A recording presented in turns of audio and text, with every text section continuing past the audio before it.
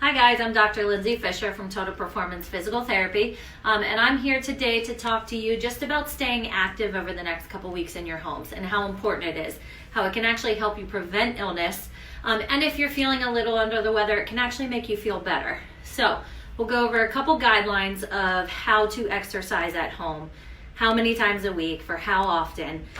And exercising can actually boost your immune system, make you feel better, okay? First off, mild to moderate exercise is recommended. Vigorous is not recommended, and that's a little bit more active.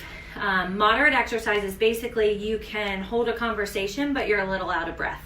So making sure you go mild to moderate, nothing more than that, because that can actually make you worse if you're doing vigorous activity. Exercise with that mild to moderate can actually help open up your nasal passages, and it can actually make you feel better, help that nasal congestion, at least temporarily. So it's very, very important to stay active over the next couple weeks, especially because we're going to be cooped up in our homes for most of us. So making sure you're getting up and getting active. Couple things first. If you have a fever, do not exercise, rest. If you have muscle aches, do not exercise, rest. Generally, the rule is above the neck if my symptoms are above the neck. So if I have nasal congestion, if I have a little bit of just stuffiness, I'm just kind of feeling not great, you can exercise. If it's now below my neck area and in my chest, if I have a cough, an upset stomach, probably not the best time to exercise. Let your body rest and relax. But that's kind of the general rule you can go by. So here's a chart, just kind of gives you week to week, and this isn't just for now, this is for forever, but this is kind of just going over a couple things. So first we'll look at the first category, cardiovascular exercise. This is walking, running, walking around the house, doing things like that. You can get outside if the weather's nice. It'll actually be really good to get outside over the next couple weeks as long as the weather isn't too bad. 3 to 5 days a week is recommended for cardio exercise at a moderate intensity. So once again, you're working hard, you're out of breath, but you can still hold a conversation. 150 minutes a week. Generally, they like that broken up into 30 minutes a day, 5 days a week.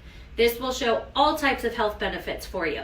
If you're in that vigorous category, so you're not sick, you're in this vigorous category, you can do 75 minutes a week, and you can break that up however you want over the course of 3 to 5 days, okay? At a time, and it just depends on which intensity you're doing, 20 to 60 minutes. And like I said, ideally 30 minutes a day, 5 days a week for that cardio type exercise. Okay? Moving on to strength training. So this can be anything from using machines if you have them at home. You can use weights, light dumbbells. You can use cans of soup if you don't have dumbbells to do some arm stuff. You can do body weight, so push-ups, sit-ups, that kind of thing.